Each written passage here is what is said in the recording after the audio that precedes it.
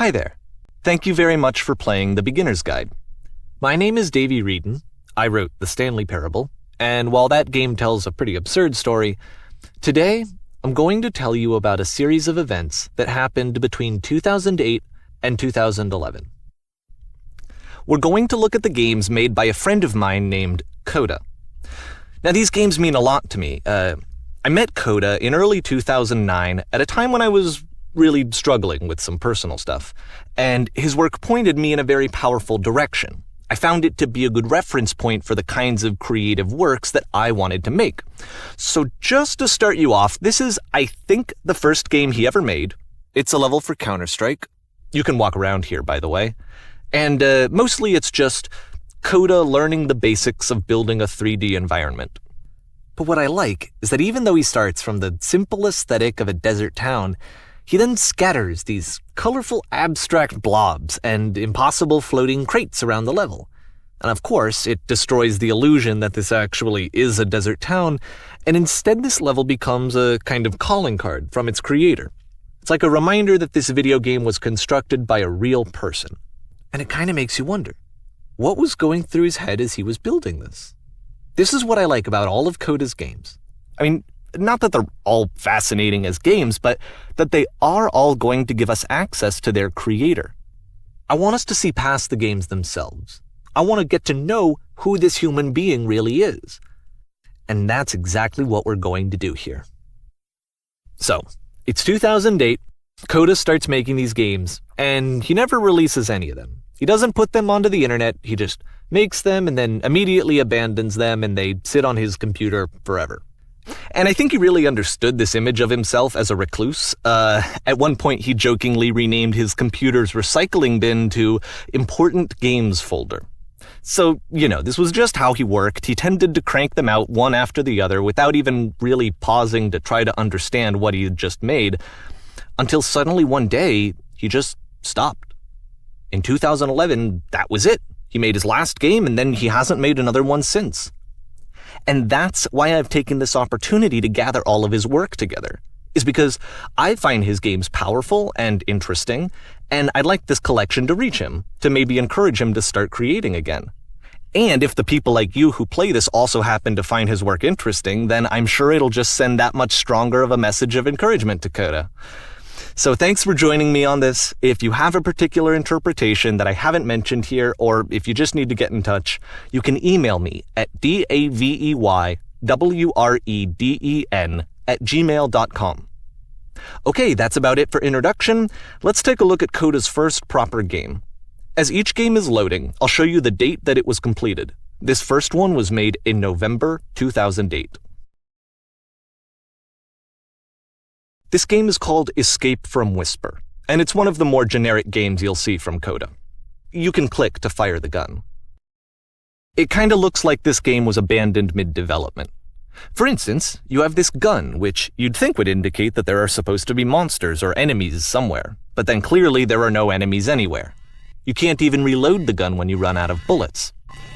But ultimately we don't really know. Maybe Coda thought that actually it was complete the way that it is. And I think that we should talk about his games for what they are, rather than for what they're not. I love how you can see the bottom of the universe from this room.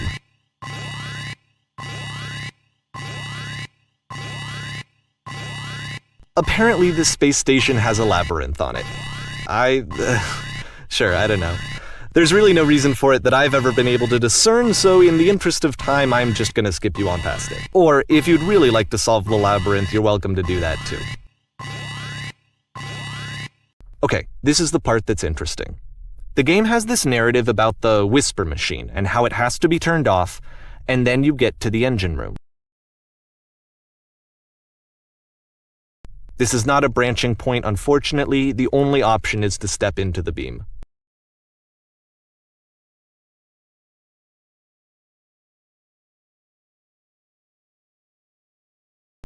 Let me pause here for a second. What you just experienced, stepping into the beam and then dying, is probably what Coda had initially intended when he was developing this level. But when he first compiles and plays it, something goes wrong. There's a bug somewhere. And this is what happens instead. the beam causes you to start floating. And this is an important moment for him.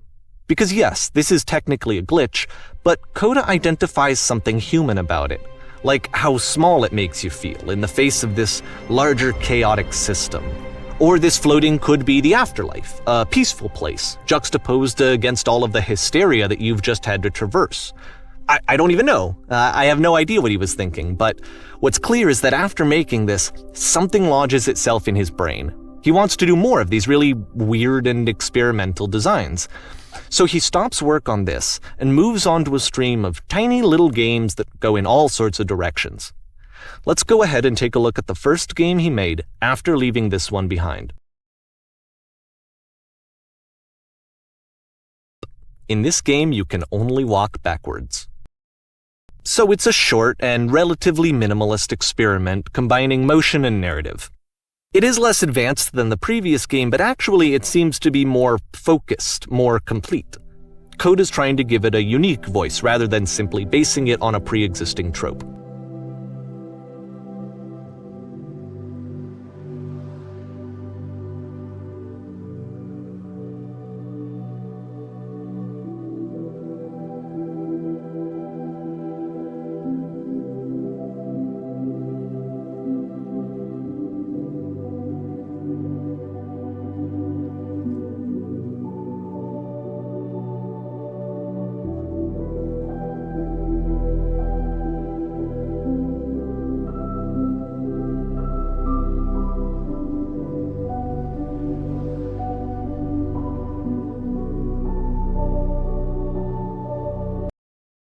It's a short little thought, it says what it wants to say, and then it ends.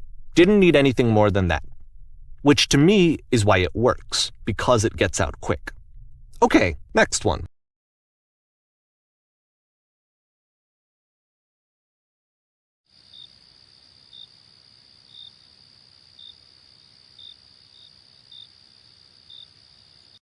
And that's it.